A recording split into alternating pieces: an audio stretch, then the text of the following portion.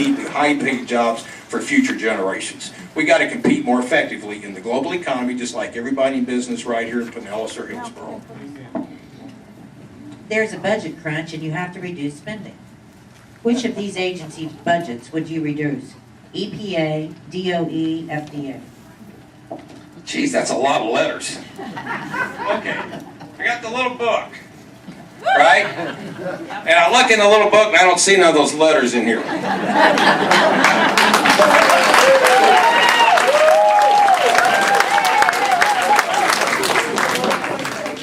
What is your opinion of climate change science? Yeah, I'd like to think it's more than an opinion.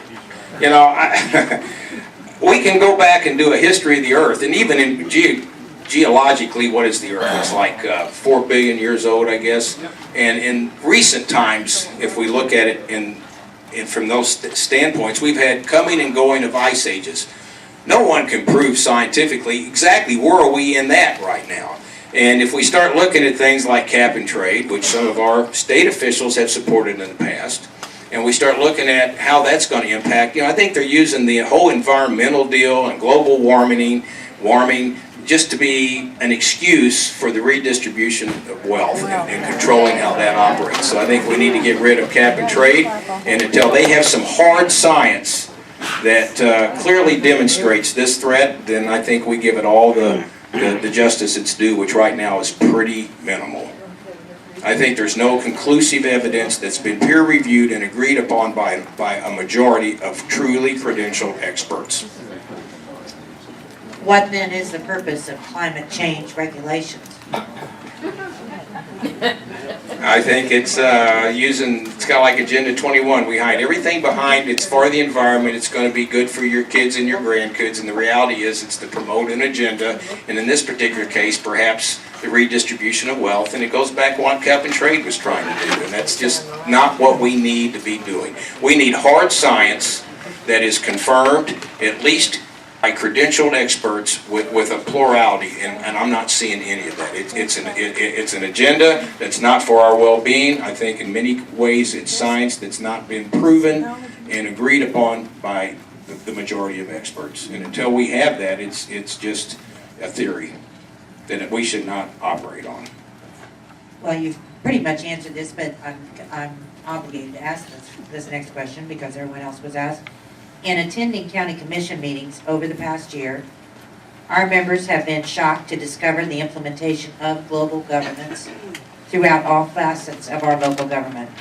Terms such as smart growth, green print, and sustainable development indicate UN-based policies being implemented locally under the general umbrella of Agenda 21. What do you know about Agenda 21? You know, it's interesting. In the NFL, you ever hear the coaches say it's a copycat league? Well, I'm learning real quick running for office is a copycat league. I've been talking about Agenda 21 since last summer, on tape, on videos. You know, the one world concept and the UN and George Soros. A lot of people, and I've had face-to-face discussions with Pam Bondi about this, and she is aware of it. And I have told the governor to the point that he said, Mike, you say it to me again and I'm going to quit taking your calls. Poor guy, I beat him to death. So he's aware too. But I mean, we got to stop this. I mean, when you really look at it from a constitutional standpoint, I think there's a serious question if it's even constitutional, where they're bypassing our federal government, state governments, and coming right to our communities. But the long-term idea is to decrease population, tell us where we're going to live. That's what a part of the high-speed rail was. And then we start looking at how the treaties come into this. And with the UN, the next thing that's going to happen is they're going to use the UN treaties not just for Agenda 21 to dictate our living conditions, but they're going to try to take away our guns as well. So we got to be way out in front of this and get our public well educated. And the last question. Are there any conditions under which international law should be considered or applied to the U.S.?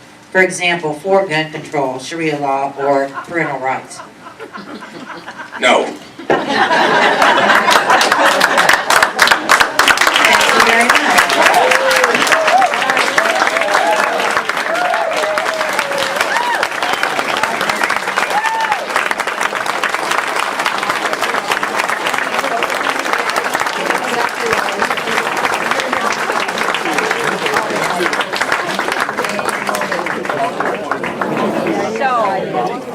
Well, and it's critical critical that we do this week because of the fact that the governor's got. Hi, I'm Lynn.